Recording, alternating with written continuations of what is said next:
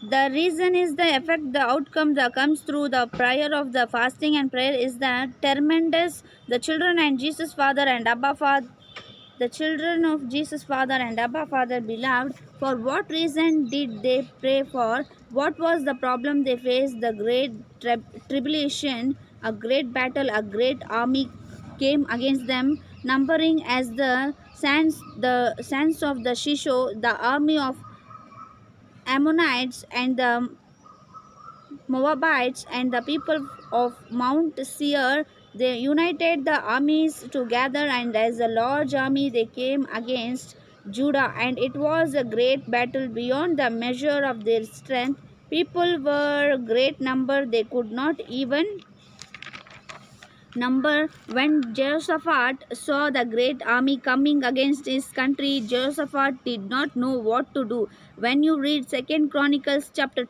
20 and verse 2, if you look at the third verse, Jehoshaphat began to fear. Oh, that battle brought a great shaken in his life. The children of Jesus Father and Abba Father beloved, when we face great battles in our life, unexpected battles come in our life, it is natural for us. But to fear, everyone fears when unexpected battle comes. But one important thing we need to consider, it is natural for us to fear, but we should never allow this fear to dominate us, rule us, and destroy us. But this Jehoshaphat, in that fearful situation, what did he do? In the face of great battle, what did he do? The first thing that he did was he gathered all the people together and he proclaimed a day of fasting and praying. Hallelujah. When we face such similar battle, what do we do? For instance, someone is threatening all the time. The first thing you will do is you will go and complain in the police station.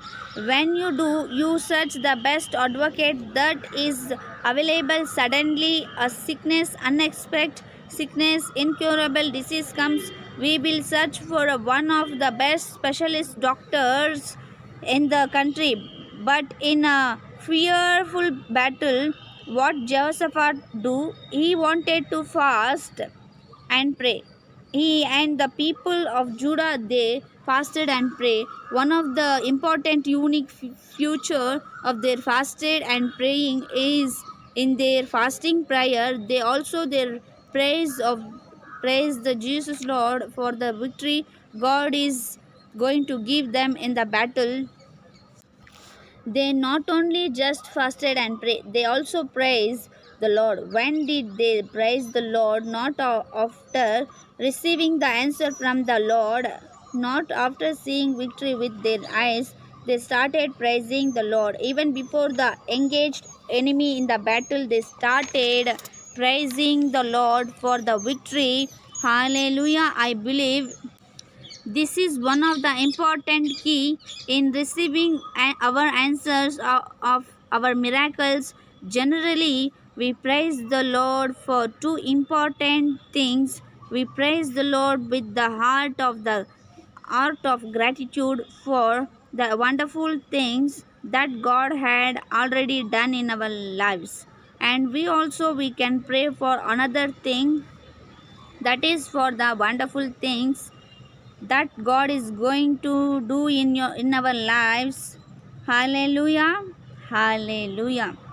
Look at the Jesus Christ at the womb of tomb of the Lazarus.